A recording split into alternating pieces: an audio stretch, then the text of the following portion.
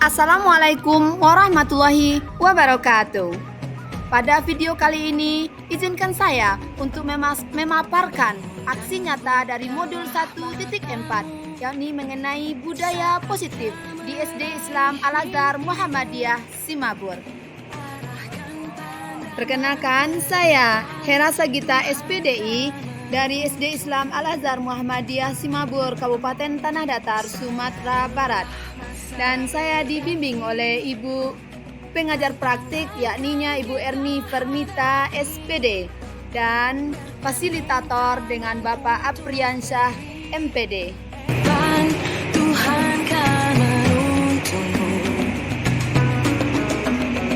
sadarilah masa berganti.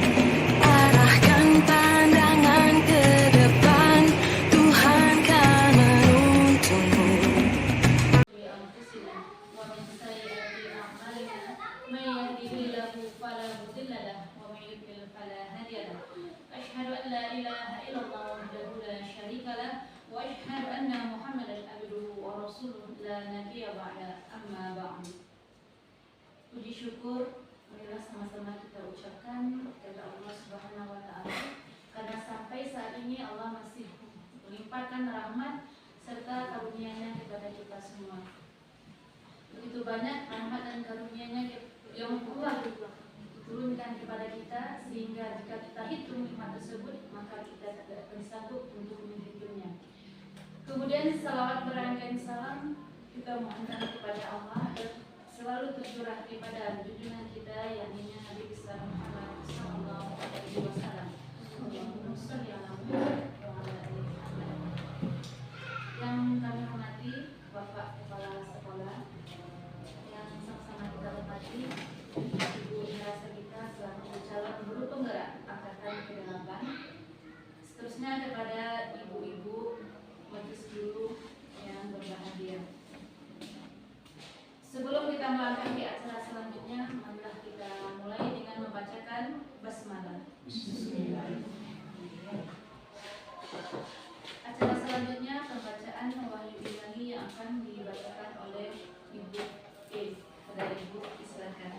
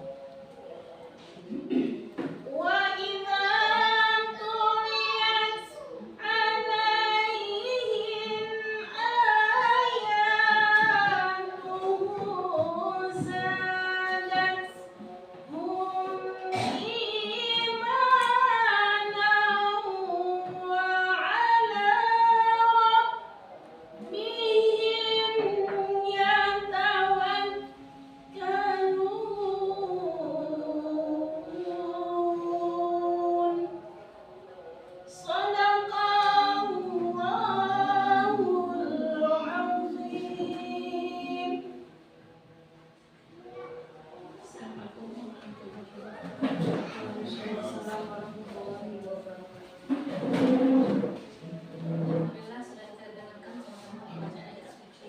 Mudah-mudahan dengan pembacaan ayat suci Al-Quran tadi memudahkan acara kita sampai akhir nanti.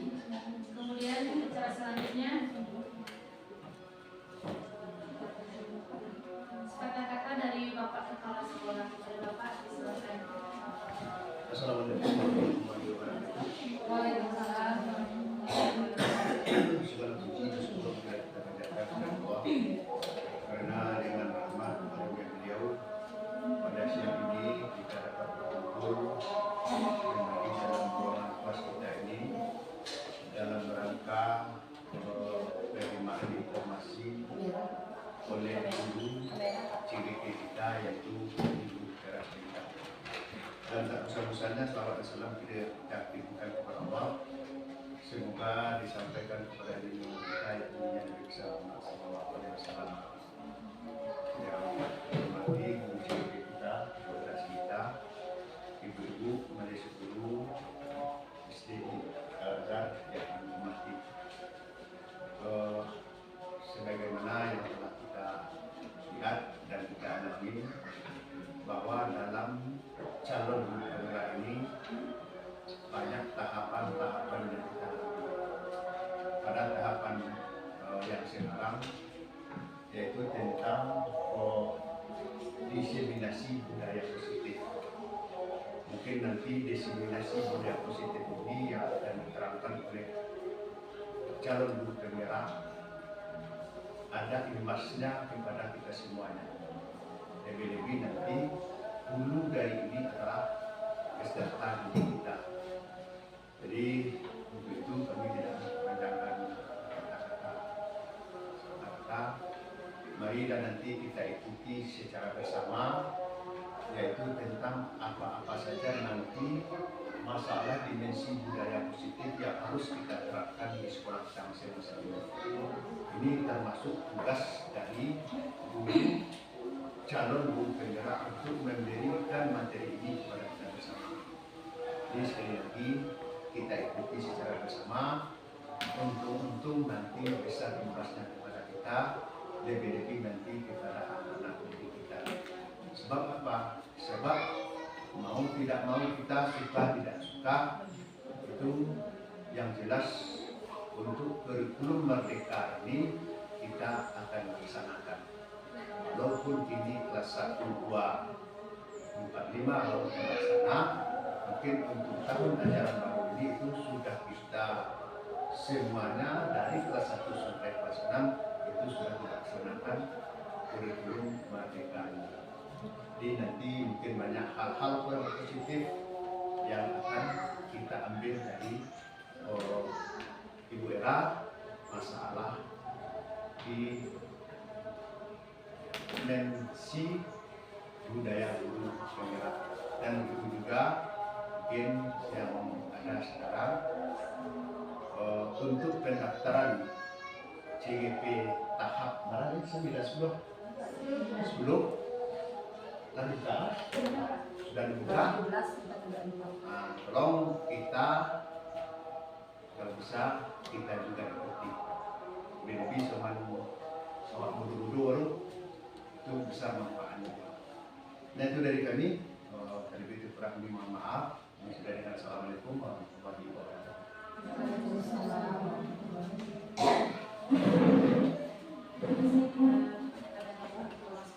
Selanjutnya yaitu masuk pada acara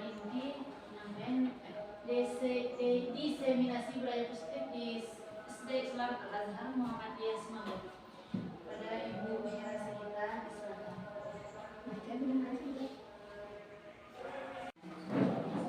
Assalamualaikum warahmatullahi wabarakatuh. Waalaikumsalam warahmatullahi wabarakatuh. Alhamdulillahirabbil alamin. Alhamdulillahilladzi awsala rasulahu bil huda wa dinil haqq liyudhhirahu 'ala dini kulli huwa kafa billahi shahida. Asyhadu an la ilaha illallah wa asyhadu anna Muhammadan abduhu wa rasuluh sallallahu alaihi wasallam. Amma ba'd.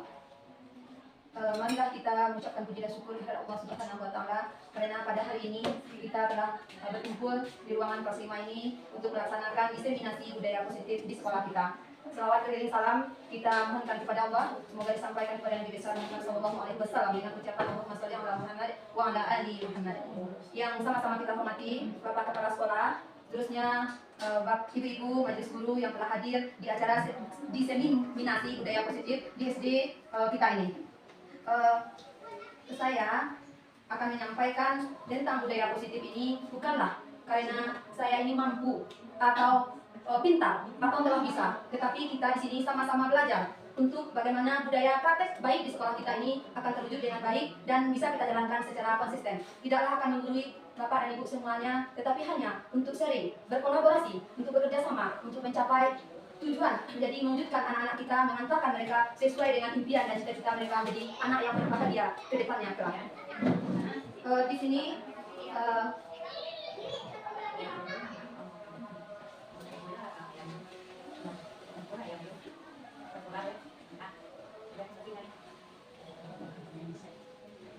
Di sini di acara ini sebenarnya saya dibimbing oleh Bapak Fasilitator Pak Apriansyah MPD dan juga Ibu pengajar praktiknya Ibu Erni Permita, dan kita mencoba untuk memberikan sedikit paparan tentang penyebaran pemahaman dan penerapan pengalaman budaya positif, yakni di SD sekolah kita ini untuk mewujudkan budaya positif ini tentu dengan nilai-nilai keyakinan universal yang kita terapkan di sekolah. Nilai-nilai positif ini telah ada di diri anak-anak kita, yakni bagaimana dengan 5S-nya, bagaimana dengan sabar, salam, senyum, sopan dan santun, banyaklah hal lagi, jujur, bertanggung jawab, disiplin. Semua itu telah ada di sekolah kita. Tinggal kita memupuk dan secara konsisten terus dan terus agar terwujudnya apa yang kita impikan. Apa konsep inti dari budaya positif ini? Yang pertama, perubahan paradigma belajar. Perubahan paradigma belajar anak kita dengan pemahaman ini nanti akan berubah. Apa yang disebut dengan pembelajaran yang menuntun, pembelajaran yang memerdekakan anak, yang berasal tentu dari kita pendidiknya dulu. Nanti dari sana akan tercipta disiplin positif. Setelah itu adanya nilai-nilai kebajikan di dalam disiplin positif, dan tentunya di sana tergantung adalah kebutuhan dasar manusia. Ini nanti konsep-konsep yang akan kami jelaskan. Apa motivasi perilaku manusia, akan jelaskan posisi kontrolnya, bagaimana kita membuat keyakinan kelas, dan contoh dari segi 3 restitusi yang akan kita praktekkan dengan anak-anak kita di kelas nantinya. Yang pertama, pembelajaran dengan paradigma. Pembelajaran dengan paradigma baru merupakan pembelajaran yang dirancang berdasarkan prinsip pembelajaran berdiferensiasi, sehingga para peserta didik kita belajar sesuai kebutuhannya berdasarkan tahap perkembangannya, sesuai teori psikologi modern untuk mewujudkan profil pelajar Pancasila. Di sini perubahan paradigma ini, kalau dulu kemarin-kemarin, bahkan sekarang mungkin masih ada kebawa-kebawa oleh kita, bahwa guru itu adalah senternya. Guru, sesuatu apapun yang kita dapatkan adalah guru, berpusat kepada guru. Intinya pembelajaran yang kita laksanakan di dalam kelas itu berpusat kepada diri kita sebagai guru. Tetapi sekarang dengan pemikiran, dengan filosofi pemikiran Ki Hajar Dewantara, kita bisa merubah mindset kita dari kita menjadi guru center, berpusat kepada guru, sekarang berpusat kepada murid. Pelajaran yang menuntun, pelajaran yang memerdekakan anak kita, itu akan kita wujudkan dengan adanya nilai-nilai positif yang kita jalankan secara konsisten. Bagaimana miskonsepsi tentang teori kontrol? Ini maksudnya adanya kesalahanggapan. Kita salah menganggap bahwa guru tersebut merupakan semuanya dari guru, apapun guru, diperintahkan guru. Kita lupa bahwa murid itu mempunyai potensi-potensi yang berbeda. Dan dikatakan berdiferensiasi tadi, murid itu mempunyai potensi yang sangat berbeda. Jadi kita manfaatkan mereka, kita kelola, dan kita juga mengasah, memotivasi mereka untuk menjadi lebih baik ke depan melalui pembelajaran yang sesuai dengan keinginan mereka. Makanya sebelum belajar, kita biasanya menanyakan dulu, bagaimana perasaan anak-anak ibu hari ini. Baru kita lanjutkan dengan pembelajaran yang lain. Setelah kita absensi, segala macamnya, kita tanyakan dulu, bagaimana keadaan anak-anak ibu hari ini, keadaan anak-anak Ananda hari ini, kan kita tanyakan dulu. Mungkin bisa dengan speaking, kalau mereka belum bisa memfokuskan diri pada kita bisa seperti ini. Bapak Ibu mungkin ibu bisa mencobakannya seperti ini kira-kira. Kalau pagi-pagi, kalau berdoa ya, Tangan ke atas menggapai bintang. Ayo ibu kita cobakan sambali, nanti kita praktekkan di dalam kelas. Yakninya yang pertama, tangan ke atas menggapai bintang, tangan ke samping burung yang terbang, tangan ke depan ikan berenang, tangan dilipat duduk yang tenang. Boleh juga tangan diangkat, mari berdoa juga bisa dimulai seperti itu. Salah satu ice breathing yang bisa, mungkin anak itu mulai, mereka sendiri yang bernyanyi, kita hanya membawakan kepada memotivasi mereka. Itu salah satunya ya ibu-ibu. Yang ketiga yakninya mengubah paradigma stimulus respon pendekatan teori kontrol. Ini stimulus respon ini adalah realitas kebutuhan kita itu sama semuanya, dan semua orang melihat hal yang sama. Jadi realitas kebutuhan kita, kalau kita mengatakan kita sama saja, kita sama ini sama loh, anak-anak tuh anak ini sama dan ini sama, mereka sama-sama membutuhkan belajar. Ternyata aslinya tidak, kebutuhan kita itu sangat berbeda. Semua orang melihat hal itu sama, nih rambutnya sama itu tidak. Setiap orang memiliki gambaran yang berbeda. Artinya kita punya sudut pandang yang berbeda, mempunyai perspektif pemikiran yang sangat berbeda-beda. Apalagi itu kepada anak didik kita, murid-murid kita. Kita mencoba mengubah orang agar berpandang sama dengan kita. Ternyata kita berusaha memahami pandangan orang lain tentang dunia. Itu yang seharusnya kita lakukan. Yang selanjutnya, perilaku buruk dilihat sebagai suatu kesalahan. Sementara yang seharusnya semua perilaku memiliki tujuan. Mungkin perilaku buruk yang mereka lakukan, mungkin mereka marah di kelas, atau mungkin saja mereka cabut, mungkin tentu mereka mempunyai tujuan dan alasannya. Itu kita tanyakan nanti melalui guru menjadi terletaknya menjadi guru manajer. Selanjutnya adalah orang lain bisa mengontrol saya. Kenyataannya, hanya Anda yang bisa mengontrol diri Anda. Begitu seharusnya. Saya bisa mengontrol orang lain. Kenyataannya, Anda tidak bisa mengontrol orang lain. Yang mengontrol diri kita sendiri adalah kita sendiri, bukan orang lain. Selanjutnya, pemaksaan ada pada satu tujuan gagal. Kenyataannya, kolaborasi dan konsensus menciptakan pilihan-pilihan baru. Banyak hal-hal yang baru, inovasi-inovasi baru. Banyak kita mendapatkan pengetahuan-pengetahuan baru. Dengan cara apa? Salah satunya, literasi. Banyakkan literasi. Apalagi kita sebagai seorang pendidik. Selanjutnya, yang terakhir, model berpikir menang ataupun kalah. Sebenarnya yang terjadi model berpikir menang, dan menang. Berarti kita tidak ada menang dan kalah. Ya, biarlah. Kita nggak boleh lagi menyerah seperti itu. Ya nggak apa-apa. Kenyataannya adalah kita harus menyiapkan yang positif dan positif lagi. Pemikirannya seperti itu ya Ibu. Selanjutnya tentang disiplin positif. Inilah seharusnya yang akan menjadi pokok pemikiran kita, karena tadi adalah perubahan pemikiran kita, mindset kita telah berubah, bahwa kita belajar itu secara menuntun murid, tidak lagi memaksakan kehendak kita memberikan perintah tugas dari kita, tapi sekarang kita mengajar itu adalah berdasarkan dengan potensi mereka masing-masing. Bahkan satu kelas itu bisa dengan 3 atau 4 kelompok yang akan terjadi. Bagaimana kita menerapkan disiplin positif di sekolah kita? Kata disiplin sendiri berasal dari kata disiplina, yang artinya belajar. Disiplin mengacu pada disiplin diri yang memiliki tanggung jawab terhadap apa yang dilakukannya, berdasarkan nilai-nilai yang diyakini. Disiplin positif merupakan salah satu cara penerapan disiplin yang bertujuan untuk menumbuhkan kesadaran serta memberdayakan peserta didik tanpa imbalan penghargaan atau reward, atau ancaman, ataupun hukuman. Tujuannya, ini kita jelaskan dulu, disiplin positif merupakan salah satu cara disiplin yang bertujuan untuk menumbuhkan kesadaran, memberdayakan peserta didik tanpa imbalan atau reward. Kita selama ini selalu memberikan reward kepada murid kita. Sering kalau mereka, ini kalau anak-anak ibu bisa menghafal surat ini satu, nanti akan diberikan bintang 5. Anak ibu kalau dapat nilai 100.000, itu salah satu reward. Sekarang tidak lagi. Mereka akan mengadap terpicu semangatnya untuk belajar hanya ketika diberi reward itu. Ketika reward itu hilang, maka pembelajaran mereka semangatnya pun akan hilang. Dengan mulai sekarang, reward itu mulai kita kurangi. Bagaimana? Tapi diberikan motivasi gantinya. Tujuan dari disiplin positif ini, sebagai pendidik, kita adalah menciptakan murid yang memiliki disiplin diri sehingga mereka berperilaku mengacu kepada nilai-nilai kebajikan yang universal dan memiliki motivasi intrinsik dalam perubahan perilaku ke arah yang lebih baik. Motivasi intrinsik di sini adalah motivasi yang ada dari dalam diri mereka masing-masing. Kita motivasi mereka melakukan hal yang baik. Contohnya, kebersihan itu sebahagian dari iman. Kita motivasinya bahwa kebersihan itu merupakan iman. Iya mak, ini harus gini. Banyak yang kita haruskan, tapi sekarang mungkin kebersihan itu boleh. Dia sadar, kita buatkan kata-kata positif ini. Dia sadar bahwa kebersihan itu mereka butuhkan karena kebersihan itu indah, karena kebersihan itu adalah untuk kesehatan mereka sendiri. Kita mandi, mereka mandi 2 kali sehari. Mereka mandi itu karena mereka butuh dengan kebersihan dan mereka adalah ingin sehat. Itu contoh salah satu mungkin kata-kata untuk motivasi mereka. Dorongan yang kita berikan kita sebagai guru adalah sebagai among dalam belajar, tidak lagi menjadi center dalam belajar. Kita tunda sejenak dulu. Beriman dan bertakwa pada Tuhan yang Esa, dan berakhlak mulia, berdirikan global, gotong royong mandiri, kreatif dan bernalar kritis,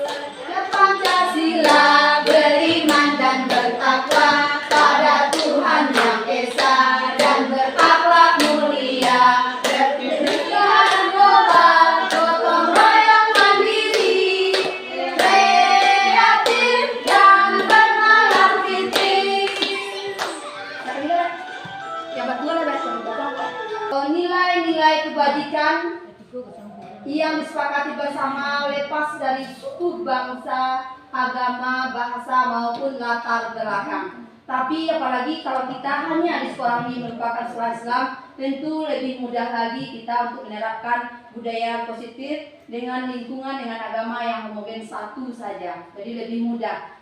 Tapi lepas dari itu nilai kebajikan itu tidak menyangkutkan kepada agama, suku, bangsa, bahkan bahasa itu sendiri.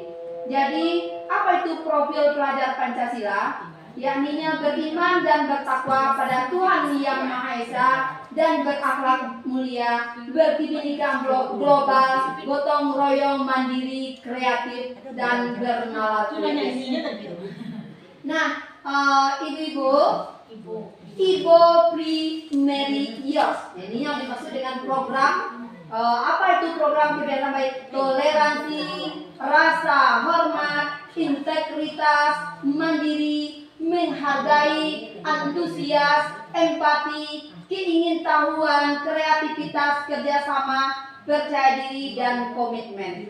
Nah, ini kalau kita jalani ini, intinya adalah komitmen kita bersama. Jadi, bagaimana toleransi kita, bagaimana kita menghargai antar sekolah, tentu kita tunjukkan dulu dari diri kita sebagai pendidik. Bagaimana mandirinya anak-anak, bagaimana kita mengatakan motivasi, bersemangat, antusias, ada rasa kepo kalau bahasa anak-anak, keingintahuannya.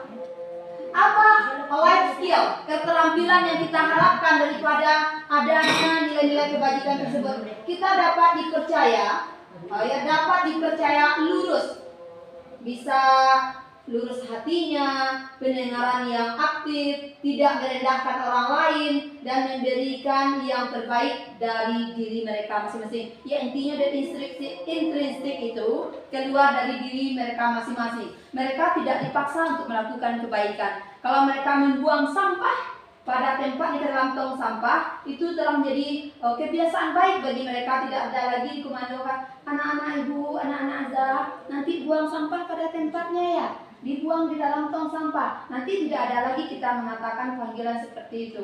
Mereka kalau ada sampah dengan sendirinya mereka akan mengambilnya dan meletakkannya ke dalam tong sampah. Itu dimaksud adalah sesuai telah budaya. Kalau telah menjadi budaya, contohnya di sekolah kita mungkin telah menjadi budaya bagi anak kita seperti adanya sholat duha. Kita tidak ada lagi mengatakan, ayo anak-anak ustazah, anak-anak ibu, kita semuanya sholat duha jam 9:30 jam. Kita tidak melaksanakan, kita tidak mengatakan lagi, tetapi dan mereka sendiri, ibu, ini jamnya sholat duha. Mereka dengan sendirinya berangkat ke musola, menuju musola dari kelasnya masing-masing. Itu artinya telah membudaya. Alhamdulillah di sekolah kita itu baru yang bisa kita lihat telah membudayanya sholat duha. Sholat berjamaah tidak lagi dipanggil, tetapi anak kita telah bisa melaksanakan sholat berjamaah itu dengan kesadaran mereka sendiri. Itu mungkin salah satu contohnya, ibu-ibu, bahwa manusia itu mempunyai kebutuhan dasarnya. Apa itu kebutuhan dasar manusia? Adalah segala sesuatu yang kita lakukan untuk mendapatkan apa yang kita inginkan. Seluruh tindakan yang kita lakukan memiliki tujuan tertentu, dan semua usaha terbaik yang kita lakukan adalah dalam rangka agar kebutuhan dasar kita terpenuhi juga dengan baik. Ibu-ibu, ini adalah kebutuhan dasar manusia. Yang pertama, kebutuhan untuk bertahan hidup. Apa saja kebutuhan untuk bertahan hidup itu? Seperti makanan, pakaian, tempat tinggal, keamanan, dan juga kesehatan. Ini merupakan kebutuhan setiap diri manusia. Tidak siapapun itu. Setiap manusia membutuhkan makan, pakaian, tempat tinggal, dan juga kesehatan serta keamanan mereka. Yang kedua, setiap manusia itu kebutuhan dasarnya pasti mereka membutuhkan kasih sayang dan rasa terima kasih. Rasa diterima, dipedulikan, berbagi, kerjasama, menjadikan bagian dalam kelompok, yakni merasa dipedulikan itu juga kebutuhan kita, tentu merupakan juga kebutuhan daripada murid-murid kita. Sama, kalau kita menghadapi mereka dengan kasih sayang, mereka diterima, maka mereka akan mudah bercerita kepada kita. Mereka mungkin akan curhat kepada kita, mungkin dari rumahnya saja. mereka akan bercerita kepada ibu gurunya. Jadikan bahwa sekolah ini merupakan rumah kedua bagi mereka, karena mereka merasa aman di sekolah ini. Mereka dipedulikan, mereka diberikan kasih sayang di sekolah ini. Maka mereka menganggap kita adalah orang tua mereka dan siap untuk bercerita, berkeluh kesah dan juga menerima kasih sayang. Yang ketiga, kebutuhan dasar manusia itu tentang penguasaan. Apa itu penguasaan? Harga diri, keinginan untuk dianggap, memimpin, berprestasi, diakui dan didengar. Semua sama dengan anak didik pun sama. Kita juga ingin diakui, kita juga ingin didengar oleh mungkin kepala sekolah, pemimpin kita. Kita ingin dianggap, kita juga ingin dihargai. Sama, anak-anak kita juga seperti itu.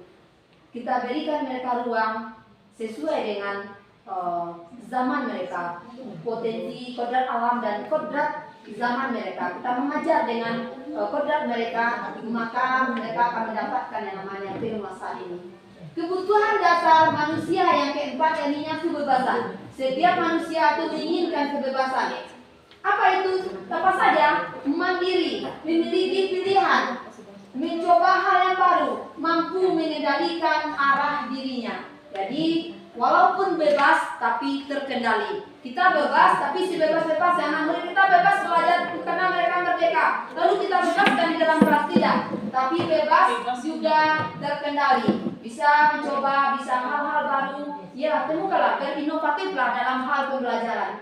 Berinovatiflah ibu-ibu. Mungkin bisa kita lain membuat metode-metode pembelajaran dengan strategi pembelajaran yang baru di kelas agar anak-anak kita menjadi menyenangkan dan mampu mengendalikan diri. Juga merupakan kebebasan. Terakhir adalah manusia itu butuh dengan kesenangan. Apa itu kesenangan? Yang pertama, kesenangan untuk bermain, untuk bergembira, humor, antusiasme, dan tertawa. Kesenangan untuk mendapatkan permainan game gitu, bisa belajar dengan game. Jadi manusia, anak itu juga ingin humor, mereka ingin bisa banyak dengan hal-hal yang memotivasi mereka dengan kata-kata lawak tapi memotivasi. Antusiasme itu adalah keinginan mereka untuk bersemangatnya mereka, dan juga adanya tertawa berarti mengatakan hati mereka itu gembira, kesenangan. Selanjutnya Ibu Ustazah, apa yang memotivasi perilaku manusia itu? Yang memotivasi itu tentu dari dalam diri kita sendiri.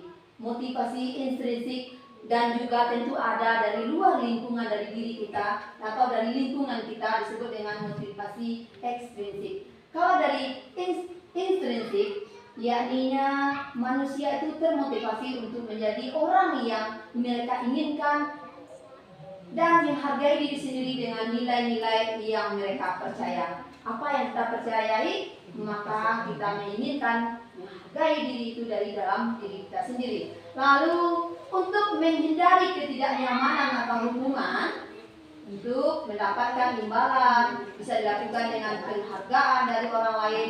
Nah, ini intinya dari luar, dan ini yang akan kita kurangi kepada anak didik kita. Ini yang akan kita kurangi. Guru yang menjadi guru penghukum, guru yang berikan merasa bersalah, nanti akan kita kurangi. Jadi nanti kita akan sampai di sana motivasi perilaku manusia. Dari perilaku ini kita bisa lihat gambarannya apa yang ada dalam diri kita, apa yang bisa kita motivasi dari diri kita, apa yang ada di luar lingkungan kita juga nanti bisa kita untuk bisa lebih bersemangat dan motivasi diri kita sendiri untuk menciptakan budaya positif di lingkungan kita sendiri. Ibu-ibu, ini selanjutnya adalah hukuman. Kita membedakan hukuman, konsekuensi, dan restitusi. Bapak dan Ibu guru, biasanya kita membuat sebuah aturan di sekolah. Ini mengenai peraturan. Aturan di sekolah kita tentu ada hukuman. Kalau anak peserta murid atau murid kita, peserta didik tidak melaksanakan ini hukumannya. Tapi hukuman ini disebut dengan refleks. Seumpama anak kita terlambat datang ke sekolah, lalu kita akan mengatakan kepada mereka, kenapa kamu terlambat? Ya, mungkin kalau zaman dulu-dulunya Ya, kamu kalau terlambat silahkan berdiri dulu di depan kelas, tunggu dulu, minta izin kepada guru kita, bla bla bla. Banyak, tetapi sekarang boleh memberikan sanksi, tapi ada dulu kesepakatan, itu disebut dengan konsekuensi. Ada bedanya, kalau hukuman secara refleks kita laksanakan, kita lakukan. Kalau konsekuensi atau sanksi, kita sepakati dulu, baru kita memberikannya kepada anak didik kita, kepada murid kita. Itu membedakan antara hukuman dan konsekuensi atau sanksi. Boleh kita memberikan sanksi kepada anak murid? Boleh, tapi dengan cara kesepakatan terlebih dulu. Ada kata kesepakatan. Hukuman contohnya tidak terencana, itu tiba-tiba, refleks itu artinya. Tidak kita rencanakan, kita berikan hukuman. Murid tidak tahu apa yang akan terjadi atau tidak dilibatkan. Mereka tidak dilibatkan dalam hukuman itu. Mereka tidak ditanya dulu. Bersifat satu arah. Contohnya tadi yang telah kita contohkan, berupa hukuman fisik atau langsung dilihat nyata. Jadi kita bisa boleh kadang hukuman itu kena tangannya, lalu diberikan satu, tidak sholat ya, diberikan. Kalau zaman dulu kita sama orang tua kita, kalau kita nggak sholat, diambil dulu lidi, dipukul pada satu tangan. Zaman sekarang tidak lagi. Boleh diberikan seperti itu, boleh. Mereka mungkin melakukan milih sampah, mereka buang sampah sembarangan. Kita berikan, kalau dulu hukuman, sekarang namanya konsekuensi atau sanksi. Kalau satu sampah dibuangnya, mereka lupa, mereka memilihnya dengan 10 buah sampah, mencari sampah bersih lagi, tentu disebut dengan sanksinya atau konsekuensi. Itu boleh dilakukan karena telah ada kesepakatan di dalam kelas yang disebut dengan keyakinan sekolah atau kita buat dengan keyakinan kelas. Konsekuensi ini terencana, disepakati sesuai dengan peraturan, murid tetap dibuat tidak nyaman. Murid tetap dibuat tidak nyaman. Sikap guru selalu memonitor. Jadi guru ini sebagai monitoring. Seharusnya bagaimana? Ini dia, restitusi. Kita akan menciptakan proses, menciptakan kondisi bagi murid untuk perbaiki kesalahan dengan kesadaran dengan dari diri mereka sendiri. Proses kolaboratif yang mengajar murid untuk mencari solusi sendiri, yakninya bekerja sama dengan murid atau dengan guru yang lain. Kalau murid kita melakukan kesalahan, tidak boleh lagi kita melakukan di hadapan umum, maksudnya di hadapan guru pun. Ada murid ini bersalah, ada 5 orang, kita panggil dia 5-5 di hadapan guru. Sekarang tidak boleh lagi. Tidak ada kata kita memanggil anaknya face to face, satu-satu. Jadi anak ini panggil satu-satu, dengan guru juga satu, juga tidak ada guru lain di ruangan yang tidak ada guru siapapun sana, hanya guru tersebut dan anaknya. 5 posisi kontrol guru. Ini disebut yang pertama penghukum. Guru membuat rasa bersalah, ini sering kita lakukan. Guru menghukum, ya kita sendiri, saya sendiri mungkin sering melakukannya. Lalu membuat rasa bersalah, menjadi guru teman, ini sebaiknya yang dilakukan. Karena sering kita lakukan, mungkin kami yang muda mungkin sering melakukan guru ini sebagai posisi kontrol teman. Atau pemantau, melihat, pemantau menanyakan, nah, itu namanya pemantau. Nanti kita lihat. Lalu yang sebaiknya bagaimana? Manajer. Apa itu 5 posisi kontrol? Kita dengarkan, kita simak ini sebentar dulu sebelum.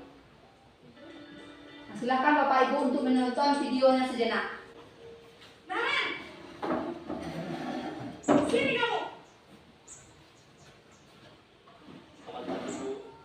Selalu terlambat. Kamu deh, pasti terlambat. Pak Bu, saya... Apa? Apa coba? Alasan kamu apa lagi? Kapan sih kamu bilang terlambat? Malas sekali kamu jadi anak. Saya... Dasar mas. Kapok sih kamu. Sudah berapa kali terlambat? Sana, kamu beli lapangan basket 2 kali. Kenapa saya harus beli lapangan basket, Bu? Kenapa? Kamu lagi Bu. Berani-beraninya jawab. Sudah terlambat, masih berani jawab enggak? Sekarang, keliling lapangan basket 5 kali sekalian. Biar kamu. Cepat, pergi sana lapangan basket.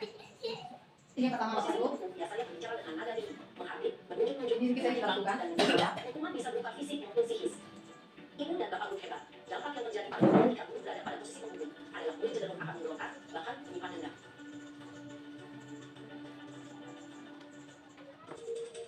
Untuk yang kedua.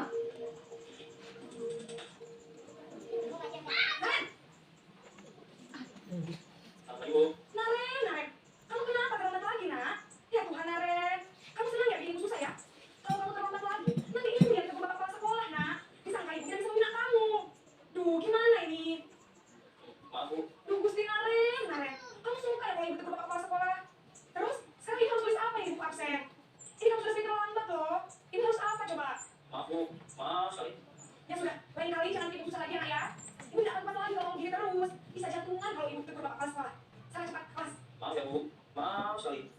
Mungkin juga sering kita lakukan di sekolah. Posisi membuat rasa bersalah, berbicara dengan nada tenang, cenderung lembut, namun kata-kata yang diucapkan membuat murid merasa menjadi orang yang gagal, memandang buruk dirinya sendiri, merasa tidak berharga, dan tidak sanggup membahagiakan orang lain.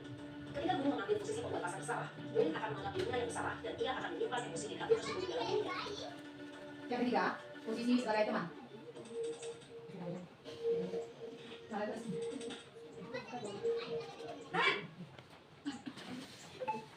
Selamat Bu. Wah, sudah berapa ini nak? Terlambat lagi ya saya. Iya Bu, habis ibu saya ngomong ke saya Bu. Kamu malah menyalahkan ibu kamu. Kamu kan yang lari paling kencang. Kok terlambat sih? Iya Bu, saya memang kamu tadi. Jadi biar saya lincang, tetap nggak kencang Bu. Ya sudah sana. Nanti lain kali larinya lebih kencang lagi ya. Biar nggak terlambat lagi. Bikin senang ibu. Bagi ibu. Bisa kan? Bisa lah Bu. Ya sudah sana masuk kelas. Ibu beresin urusan absen kamu. Kamu ini ada-ada saja. Dalam posisi teman, guru berbicara dengan nada suara ramah, akrab, cenderung bersendari. Di sini, guru absennya, sehingga di lain waktu, murid bisa berperilaku baik, namun hanya kepada orang-orang tertentu saja. Posisi yang keempat adalah Selamat Bu. Nah, Ren, apa peraturan sekolah kita tentang jam berapa kita harus masuk sekolah? Nak? Kita harus di sekolah jam 7 Bu. Iya betul. Sekarang sudah jam 7.20. Nanti sudah tahu konsekuensinya. Jangan lambat hadir. Paham Bu, saya harus 3 kelas pas jam istirahat selama 20 menit. Iya benar. Konsekuensinya demikian. Jadi nanti jam 9.30 pas istirahat, kamu harus tinggal di kelas. Kerjakan tugas tambahan untuk ketinggalan kamu. Ya. Baik Bu. Posisi pemantau mengandalkan penghitungan atau data untuk mengontrol murid. Guru mengarahkan murid berdasarkan peraturan dan konsekuensi. Seorang pemantau menunjukkan bahasa tubuh dan ekspresi wajah yang datar dan cenderung formal. terakhir yang kelima, posisi manajer.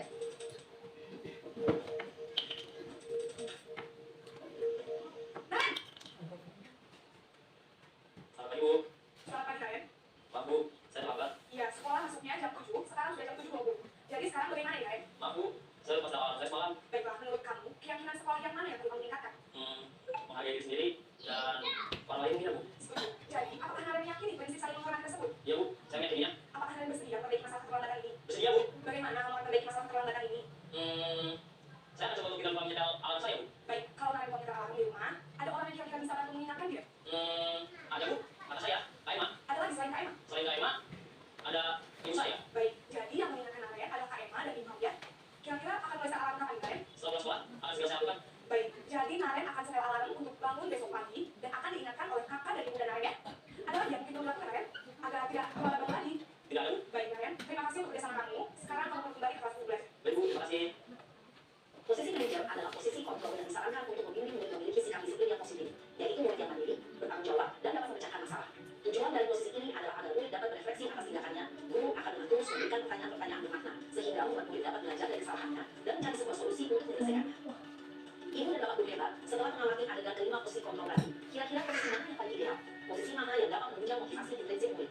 Ya, tentu posisi manajer. Posisi ini memang posisi ideal yang ingin dituju setiap pendidik. Pada posisi inilah, guru dapat menerapkan disiplin positif dan berpihak pada murid, yang memerdekakan murid. Perjalanan seorang pendidik tentunya tidak mudah untuk sampai pada posisi seorang manajer. Namun, tujuan kita pasti, yaitu menciptakan murid-murid yang mandiri, merdeka, dan bertanggung jawab. Semoga penggambaran 5 posisi kontrol yang telah diperlihatkan ini dapat menjadi ajang refleksi bagi kita semua, agar dapat terus mengasah dan menerapkan disiplin positif yang memerdekakan murid. Mari terus berlatih dan bersemangat. Selamat berlatih. Salam dan bahagia, ibu dan bapak guru hebat. Bapak dan Ibu guru hebat. Sepertinya 5 posisi kontrol tadi, bahwa kita sudah tahu diri kita di posisi mana yang sering kita lakukan, yang sering sekali terjadi kepada kita waktu kita mengajar di sekolah, mendidik anak-anak kita, ketika mereka melakukan kesalahan-kesalahan, kita berada di posisi mana. Sekarang kita mencoba untuk bermain posisi, tebak-tebakan kita di posisi yang mana. Seperti Bapak Ibu silakan menebaknya. Terus boleh menunjuk, juga boleh mengeluarkan suara. Boleh kita bersemangat. Supaya kita lebih bersemangat, kita bertepuk tangan dulu. Dengan tepuk semangat saja. Tepuk semangat. Semangat. Semangat. Gitu kira-kira Ibu, kita semangat walaupun tidak sesemangat hari sudah siang, tapi kita semangatkan diri kita dari dalam. Kita coba tebak. Kita sekarang berada di mana kalau kita bertindak seperti ini. Silakan, Bapak Ibu, saya kecewa sekali dengan kamu nak. Betulnya, nak siapa? Ini kita kata-kata saya kecewa sekali ini. Kira-kira kita di posisi mana ini, Ibu-ibu? Coba kita di posisi mana? Saya kecewa sekali dengan kamu nak. Siapa, Zah? Posisi menyalahkan. Jadi membuat rasa bersalah. Kata lagi yang lainnya, saya kecewa sekali dengan kamu. Ini apa kira-kira? Ibu-ibu? Rasa bersalah, menghukum. Tadi yang 5, membuat rasa bersalah, sebagai penghukum, sebagai teman. Ini apa? Nah, kita coba lihat. Membuat rasa bersalah. Yang kedua, kita ambil tebakan yang kedua.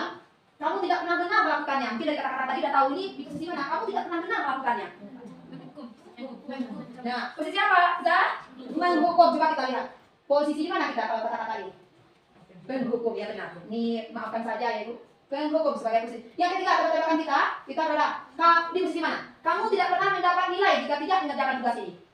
Jadi apa? Kamu tidak pernah mendapatkan nilai jika tidak mengerjakan tugas ini loh, nak. Sebagai posisi mana kita? Sebagai apa dah? Ya apa itu namanya? Pemantau kah? Penghukum kah? Pemantau. Sebagai pemantau. Dilihat kamu kalau tidak mengerjakan tugas ini, itu tak tahu ya. Kamu dapat nilai atau tidak? Itu tak bisa berikan nilai dia. Tampil sering berada di posisi ini. Lalu selanjutnya, ayolah. Lakukan jadi Bapak Ibu. Ayolah. Nih, ayolah nak. Lakukan. Sebagai apa ini? Ibu-ibu? Ayolah, lakukan ini demi Ibu. Demi Bapak. Penyemangat ini apa? Nama posisi apa kita? Sebagai teman. Ya benar sekali Ibu Dhamma. Sebagai teman. Yakninya kita posisi guru sebagai teman. Ini tidak bisa kita lakukan dan balik bahasanya. Tapi dia hanya pada orang yang tertentu. Jadi kalau kita nggak ada, belum tentu dia mengerjakan hal yang kebaikan tersebut. Yang terakhir, apa rencanamu untuk menyelesaikan masalah ini? Nah, inilah posisi yang diharapkan ke depannya. Setiap ada permasalahan bagi anak kita, kenapa mereka tidak belajar, kenapa mereka buang sampah, kenapa mereka cabut, kenapa mereka tidak datang ke sekolah, dan banyak kenapa mereka inilah yang Bapak Ibu sebut tadi dengan posisi manajer. Kita bisa melakukan ini, mencoba untuk mengubah paradigma kita sebagai guru penghukum, guru pemantau, guru hanya sebagai teman, atau guru membuat rasa bersalah. Mungkin sering sekali kita lakukan bertahun-tahun lamanya. Sekarang mari kita ubah mindset kita tentang di mana posisi mana kita, dan mari kita bersama-sama untuk mencoba praktik baiknya. Ini bisa kita laksanakan setiap harinya di sekolah. Karena telah dicobakan kemarin kepada anak kita. Nanti akan kita lihat ya Ibu. Sekarang, apakah ibu-ibu telah membuat keyakinan di kelas? Keyakinan kelas, mengapa keyakinan kelas bukan peraturan kelas? Jadi Bapak Ibu bisa ibu membedakannya. Mengapa keyakinan kelas, mengapa bukan peraturan kelas? Bapak Ibu bisa memahaminya? Kalau kita peraturan kelas, peraturan itu dibuat lalu ditulis, kalau kita yang buatnya dari sekolah, guru yang menuliskannya tanpa melibatkan murid tersebut, itu peraturan. Dan dari atas, dari kepala sekolah, majelis guru, dibuat sebagai peraturan sekolah. Ini peraturan sekolah kita, di bawah ini, hari ini, pokoknya kita jelas itu peraturan. Tetapi kalau di keyakinan kelas, dibuat dengan kesepakatan kelas, dibuat dengan kesepakatan sekolah, berkumpul dulu. Kalau kita berkesepakatan sekolah, kita kumpulkan dulu, majelis dulu, kita bincangkan permasalahan terlebih dahulu dengan kepala sekolah. Setelah kepala sekolah kita mensosialisasikannya kepada seluruh majelis guru. Setelah itu bagaimana kita mensosialisasikan kepada wali murid dan murid itu sendiri. Lalu kita buat sebuah kesepakatan, kita cari kata-kata positifnya, lalu baru kita sepakati dan ditandatangani oleh murid itu sendiri. Kalau sekolah ditandatangani oleh warga sekolah. Siapa yang mewakili dari wali murid komitenya, dari seluruh majelis guru dan kepala sekolah. Kalau di dalam kelas, keyakinan kelas tersebut dibuat dengan cara yang pertama, kita terangkan dulu kepada anak apa itu keyakinan kelas. Kita buat dulu kesepakatan bersama. Setelah itu kita lanjutkan dengan memberikan mereka mengeluarkannya dan diri mereka sendiri yang akan mereka yakinin kebaikan-kebaikan yang akan bisa mereka lakukan tanpa memberikan hukuman gitu. Tapi mereka bisa melakukan, menjalankan kesepakatan kelas itu, sanksi-sanksi yang mereka buat, mereka sepakati bersama. Bagaimana pembentukannya? Pembentukan keyakinan kelas itu yang pertama bersifat abstrak, berupa pernyataan universal, menyeluruh, dibuat dalam pernyataan positif, kata-kata yang positif. Kita contohnya, tidak boleh membuang sampah. Kata tidak boleh membuang sampah, tidak boleh kata tidak boleh itu kita aja menjaga kebersihan gitu. Jadi kalau tidak boleh, mereka akan tidak boleh buang sampah, mereka nanti dalam otaknya buang sampah, boleh buang sampah. Kata tidak boleh lagi kita coba untuk menghilangkan, kita buat kata-kata pernyataan positif. Yang selanjutnya sedikit saja agar mudah diingat, jadi jangan panjang-panjang, butirannya saja yang mereka ingat, yang di kita buatkan pernyataan yang untuk gurunya jelas sesuai dengan itu apa, mereka tidak buang sampah pada tempatnya. Apa maksudnya? Karena kami ingin keindahan itu dibuatkan, tapi dirincikan hanya kata-kata pendek sesuai dengan kondisi kelas dan sekolah sehingga mudah diterapkan, dan semua warga sekolah, warga kelas dilibatkan saat membuat keyakinan kelas tersebut seperti yang telah diterapkan tadi. Bahwa kita semua wali murid kalau untuk sekolah semuanya kita libatkan membuat kesepakatan atau keyakinan kelas. Kalau di kelas murid dengan gurunya. Kalau telah kita yakin membuat keyakinan kelas, ini adalah contoh. Kita lanjutkan dengan segitiga restitusi. Mungkin Bapak Ibu sudah mulai mungkin lelah. Jadi kita coba cepat saja untuk membahas segitiga restitusi. Apa itu? Yakni suatu proses dialog yang dijalankan oleh guru agar dapat menghasilkan murid yang mandiri dan bertanggung jawab. Segitiga restitusi tersebut tadi mungkin telah terlihat di masalah Naren. Bisa gambar tadi di masalah Naren. Apa itu restitusi? Di masalah Naren yang posisi kita duduk sebagai manajer. Yang pertama yaitu segitiga restitusi itu yang kita menstabilkan identitas. Kedua, validasi tindakan yang salah. Ketiga, baru kita menanyakan keyakinan. Ini adalah tahapan-tahapan dari segitiga restitusi. Pertama, menstabilkan identitas. Kita tanya tadi, kenapa ada perkara lambat. Kita jangan merasakan menstabilkan validasi tindakan yang salah. Oh, kalau ibu seperti kamu, mungkin ibu akan bersifat seperti itu juga. Itu bisa. Lalu menanyakan deh, apakah kamu nih? Lalu menanyakan seperti itu. Apakah kamu tahu keyakinan? Silakan bertanya seperti itu. Kita lanjutkan. Berdasarkan prinsip membuat kesalahan adalah bagian dari proses pembelajaran. Ini yang pertama tadi, menstabilkan identitas. Yang pertama, berbuat salah itu adalah wajar. Kata-kata kita pada anak, tidak ada manusia yang sempurna. Ibu atau ibu guru juga pernah melakukan itu loh nak. Ibu tidak mau mencari siapa yang salah, tapi mari kita cari solusinya. Kamu berhak merasakan begitu. Kalau ibu di posisi kamu, pasti ibu bertindak. Tapi syukur kamu tidak melakukan hal yang lebih. Begitu katanya nanti. Yang kedua, validasi tindakan yang salah. Berdasarkan prinsip setiap perilaku berupaya memenuhi suatu kebutuhan tertentu. Tentu apa kata-kata kita di sini? Tahap yang keduanya, kita katakan pada anak kita, kamu pasti punya alasan. Mengapa melakukan hal itu? Kamu pasti punya alasan. Ini apa yang kamu lakukan tanpa sana sih? Mungkin bisa disimpelkan lagi, dilebutkan lagi. Padahal kamu bisa melakukan lebih buruk dari itu. Nah, contohnya mungkin ini bacakan kawannya bertengkar, berkelahi. Mungkin kalau mereka, syukur, nah, syukur aja. Kamu mungkin hanya sekedar untuk membuangkan air di kelas. Tapi seandainya untung saja kamu tidak siram ke mukanya. Kita katakan seperti itu. Mereka masih melakukan sikap yang positif, bisa menahan dirinya. Boleh melakukan seperti itu. Kamu patut bangga karena telah melindungi sesuatu yang penting buat kamu. Mungkin dia melindungi haknya, dia boleh melakukan kenapa dia pukul teman gini dia terangkan. Kita boleh memakai kata seperti ini. Kamu melakukan karena mempertahankan sesuatu yang penting bagimu. Itu kata-kata untuk validasi tindakan yang salah. Yang ketiga, yakni menanyakan keyakinan. Jadi pada dasarnya prinsip teori kontrol bahwa pada dasarnya kita termotivasi secara intrinsik, termotivasi dari diri kita sendiri. Kita tanyakan kepada anak kita, apa keyakinan kelas yang telah kita sepakati nak? Nilai apa yang telah kita sepakati bersama? Seperti apa gambaran sebuah kelas ideal yang menurut kamu yang baik? Itu menurut kamu bagaimana nak? Boleh bertanya, kamu ingin menjadi orang seperti apa? Banyak hal-hal lain yang mungkin bisa Bapak dan Ibu lakukan di kelas pada anak-anak kita. Ini contoh segitiga restitusi di sekolah kita. Yang sederhana saja. Ini anak idola kita bersama.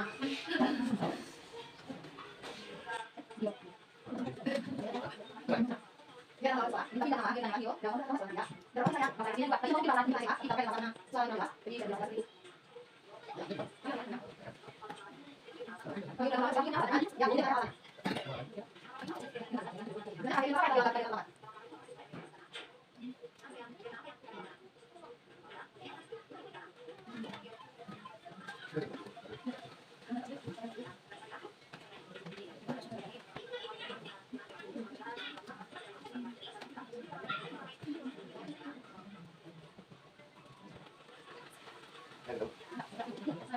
Jadi terakhir menanyakan bagaimana mencari solusinya bagi dia. Mungkin dia bangun lebih awal dan mencari ojeknya lebih cepat dia keluar dari rumahnya. Karena pagi hari kendaraan di kampungnya sangat susah karena jauh dari jaraknya dari sekolah ini. Jadi kalau setelah selesai dia datang dari dirinya solusi yang dia cari.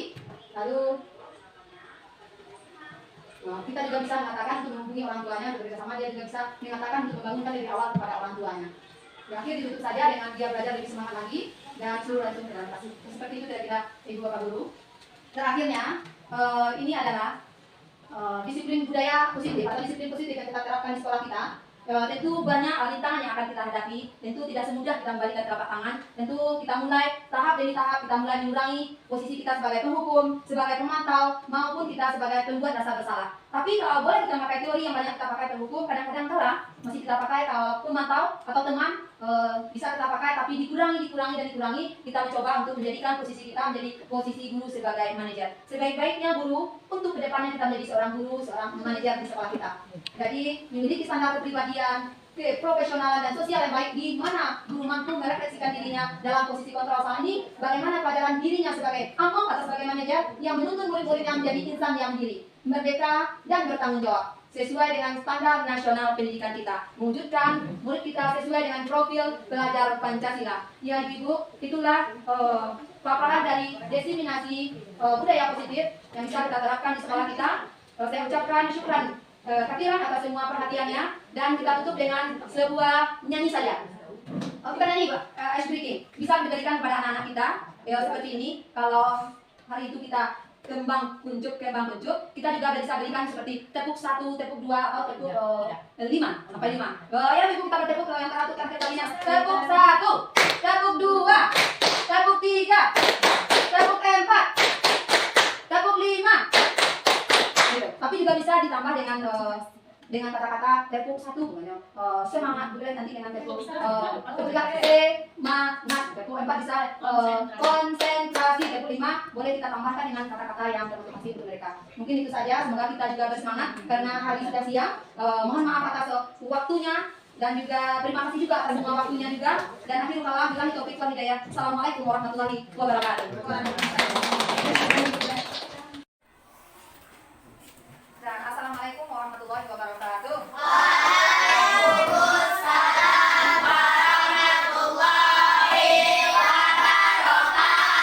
Anak-anak ibu saya, setelah anak ibu berdoa dan juga setelah anak ibu membaca surah-surah pendek dan diteruskan dengan senandung Al-Quran, seperti kesepakatan kita tadi, kita akan mulai kembali yakninya untuk membuat yang namanya keyakinan kelas kita. Nah, di sini ibu tugas kami akan coba membantu anak ibu untuk membuat sebuah kesepakatan yang datang dari diri anak ibu sendiri.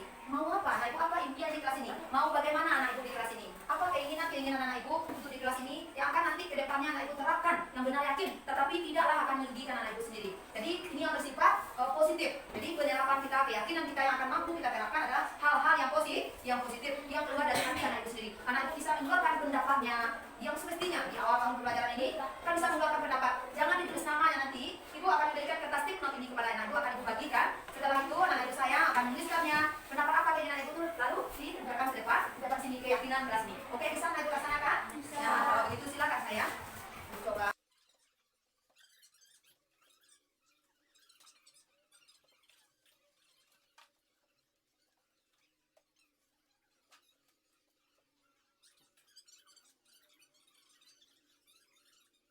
Tulis, silakan nanti sudah selesai. Anak ibu tempelkan di sini berbaris, lalu di sini boleh beragam lagi. Lalu di, ya, bisa sebentar lagi. Jadi anak ibu setelah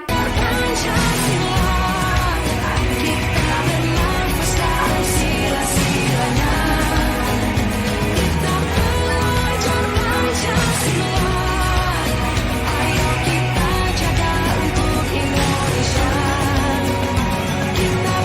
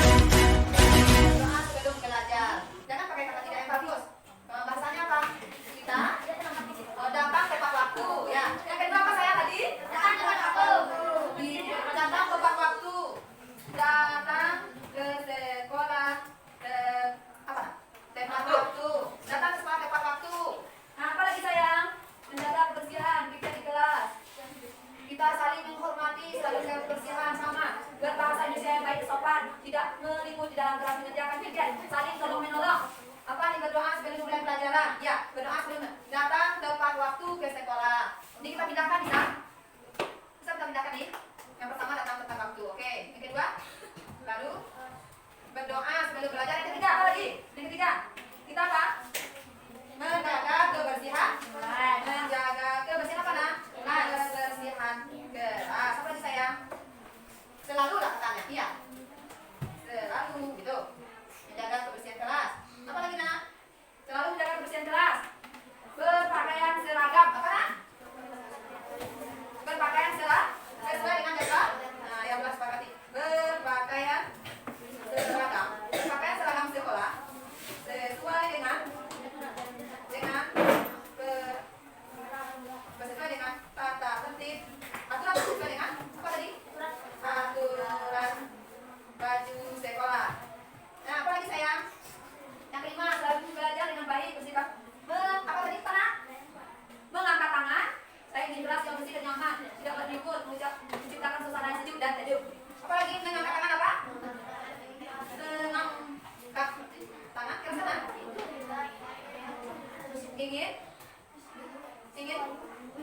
Ingin apa nak? Atau dalam?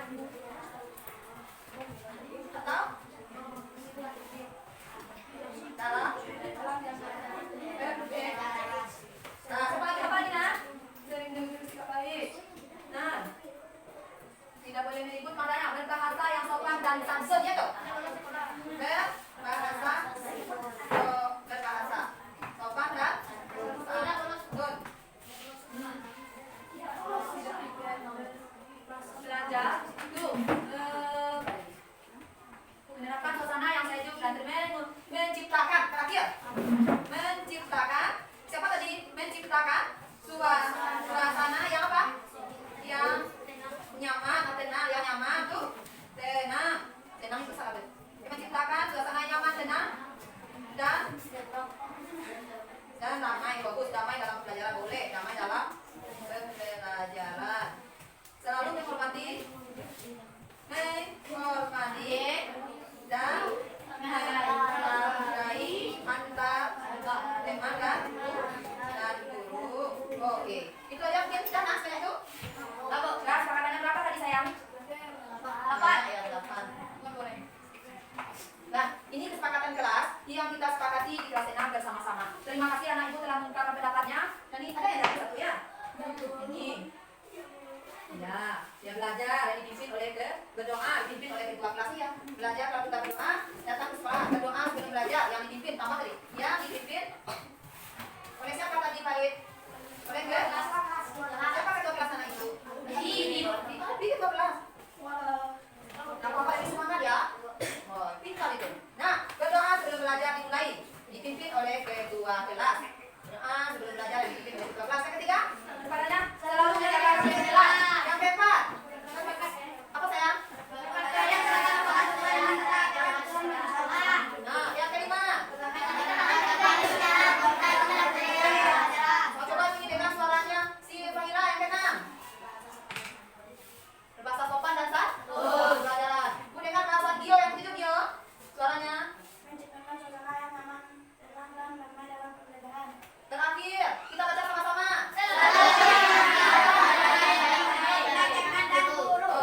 Saling menghormati dan menghargai antar teman dan guru. Oke, nanti anak ibu sayang, kesepakatan ini ditulis dengan anak ibu buat dengan kertas yang berwarna bagus, diwarnai, boleh dibuat tingkahnya, lalu tanda tangani bersama warga kelas. Ya, ada guru, ada ibu guru, ada juga wali kelasnya, anak ibu semuanya, dan lalu baru kita pasang di kelas. Boleh di sebelah sini juga boleh, di yang itu juga boleh. Oke, kita nanti bisa memajang nanti dalam kelas. Jadi di minggu depan, ketika ibu masuk kelas, kita telah bisa memajang keyakinan kelas kita. Oke, anak ibu? Oke, nah alhamdulillah kesepakatan kelas dengan keyakinan kelas yang kita buat tadi telah sesuai dengan apa keinginan anak ibu. Mari kita jalankan bersama-sama untuk menciptakan kelas yang anak ibu inginkan. Ya, mari anak ibu ciptakan kelas, mari bersama-sama menciptakan kelas yang anak ibu inginkan. Assalamualaikum warahmatullahi wabarakatuh. Saya Kepala SDI Al-Azhar Muhammadiyah Semapur. Yang pertama, saya merasa bangga karena salah seorang dari guru saya itu telah menjadi guru penggerak. Untuk itu, kepada saudara Hera Sagita bisa mengimbaskan apa yang telah didapatkan oleh beliau kepada guru-guru, dan begitu juga hendaknya ilmu yang telah didapati oleh Hera Sagita itu bisa hendaknya menular kepada peserta didik di SDI Muhammadiyah Simabor. Dan begitu, dalam kesempatan ini kami bermohon kepada Hera Sagita untuk dapat memberikan materi tentang aksi nyata diseminasi budaya positif di SDI Al-Azhar Simabor ini. Dan begitu juga keyakinan kelas yang telah disepakati oleh wali murid di sekolah kita ini. Semoga apa yang didapat oleh Hera Sagita dalam guru penggerak ini besar manfaatnya untuk sekolah kita. Sekali lagi saya mengucapkan terima kasih, dan saya sebagai kepala sekolah beserta guru-guru sangat mendukung kegiatan dalam guru penggerak ini. Hanya itu yang dapat kami sampaikan. Wassalamualaikum warahmatullahi wabarakatuh. Assalamualaikum warahmatullahi wabarakatuh. Nama saya Yuliana SPD SD. Saya merupakan rekan sejawat dari Ibu Hera Sagita sebagai guru penggerak di SD Islam Al-Azhar Muhammadiyah Simabor, yang mana beliau telah memaparkan kepada kami semua tentang diseminasi budaya positif. Insya Allah kami akan mencoba untuk menerapkannya secara kolaborasi dan konsisten di SD kami tersebut. Assalamualaikum warahmatullahi wabarakatuh. Saya Miftahul Jannah, kelas 6 SD Islam Al-Azhar Muhammadiyah Simabor. Setelah Miftah belajar membuat keyakinan kelas bersama Ibu Ira, Miftah merasa senang karena Miftah dapat mengumumkakan pendapat, menyatakan apa yang ada di dalam hati, sehingga Miftah merasa dihargai. Terima kasih Ibu Ira. Assalamualaikum warahmatullahi wabarakatuh.